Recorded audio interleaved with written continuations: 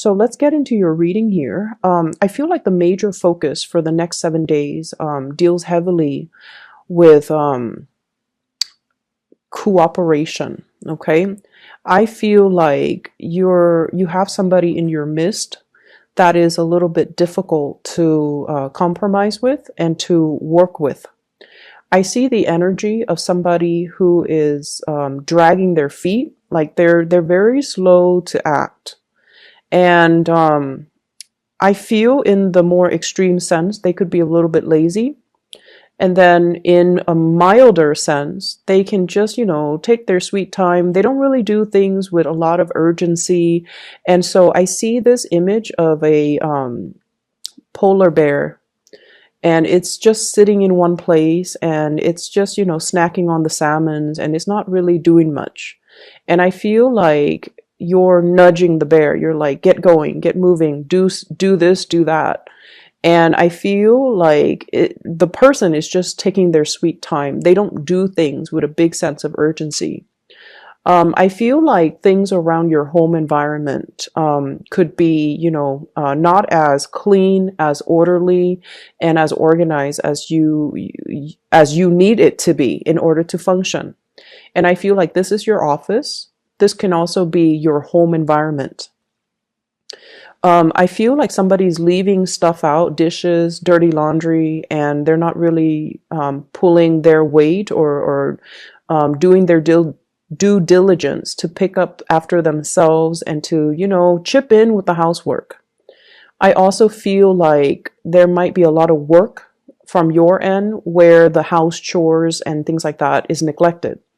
And it's showing up greatly in this card here, the Empress. She rules the home, and she rules like a neat and orderly environment. And this is pretty much, owning your space, claiming your space, and putting things away where they belong. And I feel like you're coming to a head, you're coming into conflict with another person that you might share space with. So if you're co-parenting, you could also be, sharing that space. If you're working with another person and you're sharing an office, or if you're sharing a cubicle, there could be a lot of invasion of your space, noise violation, lack of orderliness, and things like that.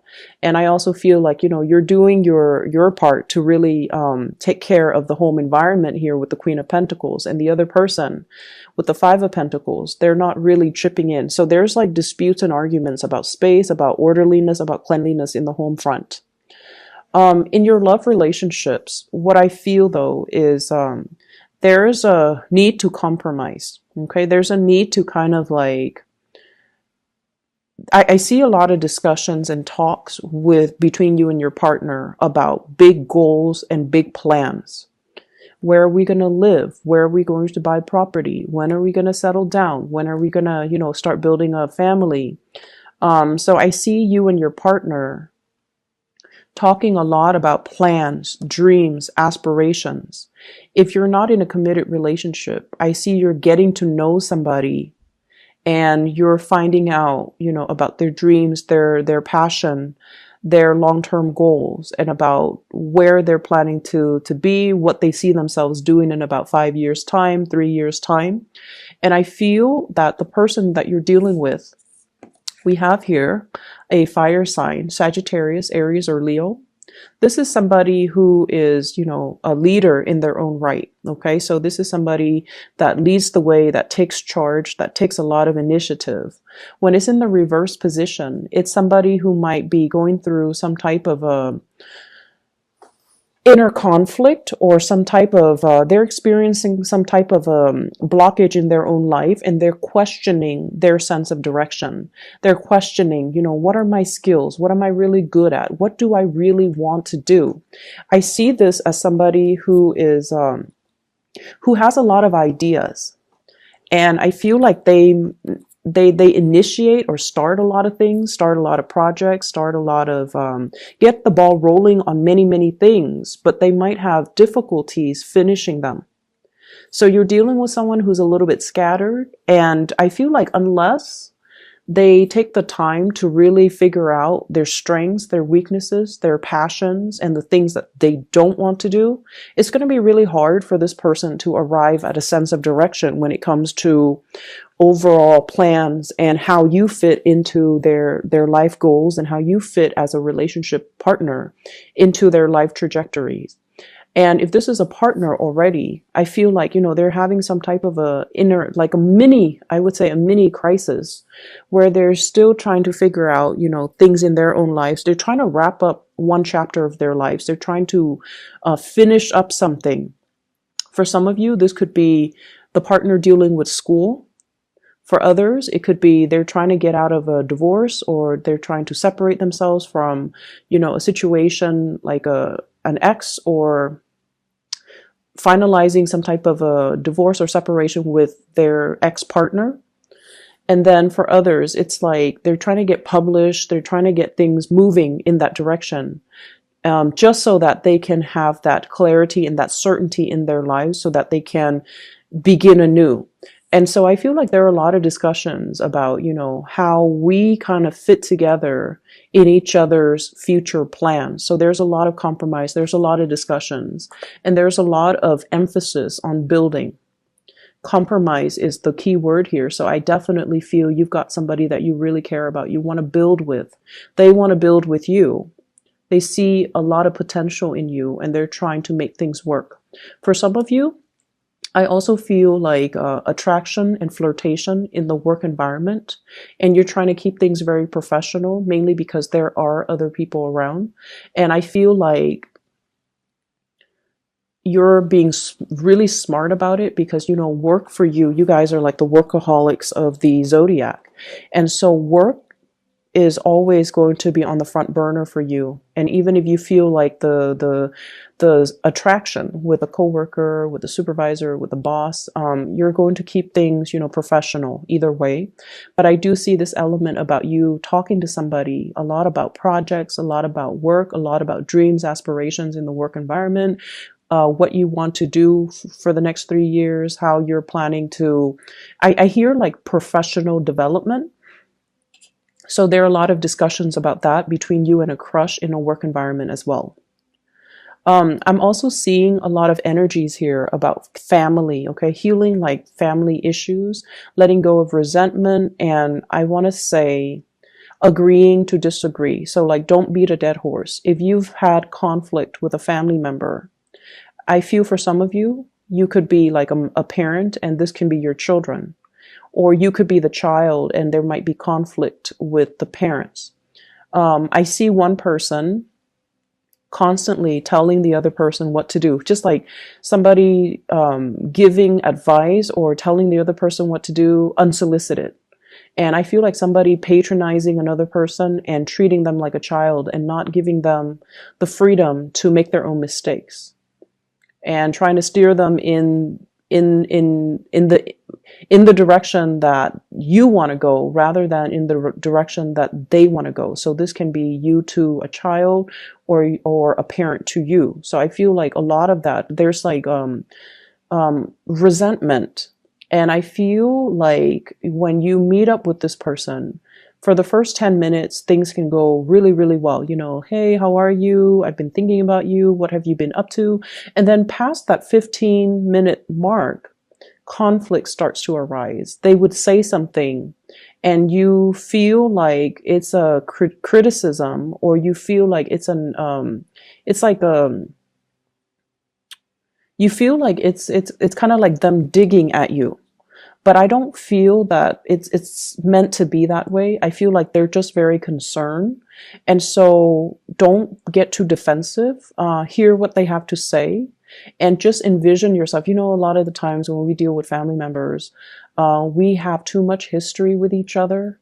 And so we know how to push each other's buttons. And then we automatically are always on the offense or on the defense with them because of the long history. And especially if it has been very contentious, if the relationship has been very problematic, and if there has been a lot of just resentment or misunderstandings, they can say something completely neutral and it just comes out, with the tone or the attitude or the demeanor of some past situation that you've experienced with them that left a sour taste in your mouth. So it triggers feelings that might not be positive, but I feel like you want to give this person the benefit of the doubt, and you want to just, approach them with an open hand that way, and an open heart and an open mind. That way you're not getting defensive or getting riled up over things that are over, I want to say, over imagined slights. Okay, so I hope that makes sense. The Five of Wands, this is once again conflict, and it's a person against a tree. Different species communicate differently, and so I feel like there has been a lot of misunderstanding between you and a person, and I feel like the distance, you might live far away from them, so you don't see them on a regular basis, but when you see them, it starts out fine for the first, few minutes, and then after that, it just descends into chaos. And there's they're trying to make amends. They're trying to do like a peace offering. They're trying to reach out just to communicate with you, just to see what you're up to, because they do care. And they're not looking for a fight. The tree is backing down. Okay, so the person's not really looking for a fight. And so I feel that you should, take what they say with a grain of salt, and let your guard down a little bit and don't be defensive. I feel like the distance between the two of you, and I also feel like this might be a family type of a contentious family relationship where you really, really care about each other. And the more you care, the harder it is to be objective, right? And so let your walls down, okay? She's got her mask on. She's listening to her intuition. She's got the sword in front of her, so she's kind of like got her walls up. And so the advice with this card is all about, listening to your higher self. Let go of the imagined slight, let go of the resentment, especially as it relates to, dealing with family members. I'm also seeing as well, this is the next 7 days is all about communication clearing up. Okay, so clearing up of old energy, clearing up of communication. You're talking to another person about plans for travel, and it is the holiday season here in the US. So I feel like there are a lot of travel arrangements, a lot of plans being hatched out between people. I'm going to come to see you. When are you available? And I see many of you are taking the time to see parents, which is great. Many of you are taking the time to host family gatherings, even offering up your space so that other people can come into your space. And I feel like in the spirit of opening up your space, opening up your home, opening up your heart, opening up your hands, I feel like it can be very conducive for healing and for, breakthroughs in communication. And especially if you're dealing with somebody that has been very, very difficult to read and difficult to reach, I feel that it's going to work itself out and it's going to be resolved very wonderfully. I'm also sensing here health issues when it comes to, I feel more of like a father figure. So reach out to your parents and, catch up on what they're doing, see if there's anything wrong with them, see if there's anything that they need. I see a lot of people who, if your fathers are still around, there might be, it's like he's craving some attention. He's kind of like, hey, come see me, but he doesn't really want to express it. Okay, so it's like the stern paternal figure that doesn't really like to reveal his emotions and doesn't really talk about his emotions. And when he sees you, he might keep a poker face and he might not be able to express, wow, I'm really glad to see you. So I feel like you might want to, maybe that message applies to a few of you, but it's important that you try to reach out and see if there's anything he needs, if there's anything that you can do. The last thing that I see coming into the picture here, we have here the Page of Coins. And this is a card about learning. So this is the Page of Pentacles. This is a card about acquiring new knowledge, learning, possibly even being in an environment where you're attending a lot of training seminars, where you are coming into contact with people who are really, really knowledgeable in their field, and they're kind of lighting a spark of inspiration from within you. So they're giving you ideas and snippets and inspiration. And I feel like you have somebody in your midst that's very knowledgeable about, whatever they're training you on. I feel a lot of it is about expansion. So it could be like, career development. It could also be, like financial planning, taking control of your financial future, how to accumulate more money, how to invest. You're doing some type of a course. You're doing some type of learning, and I feel like whatever you're learning, I see you with a group of people that you really get along with, that you really enjoy their company, and everyone is there to build something, to learn something, and to get something out of it, to make the most of the situation.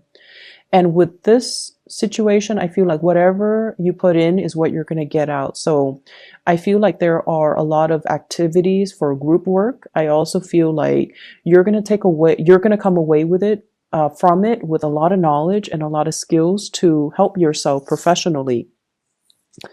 I also see this element here about being very, very, like stage fright is what I'm getting.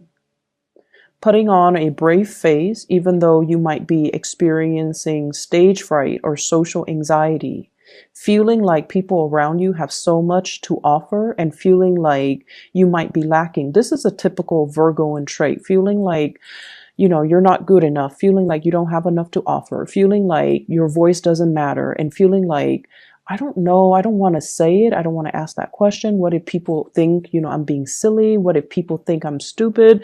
What if people laugh at me? So there's a lot of social anxiety if you're along with a big group of people and you're afraid to speak up, you're afraid to ask questions. Don't be. Whatever question that you have, I'm pretty sure other people have the same question. So it just takes one person to break the ice, okay?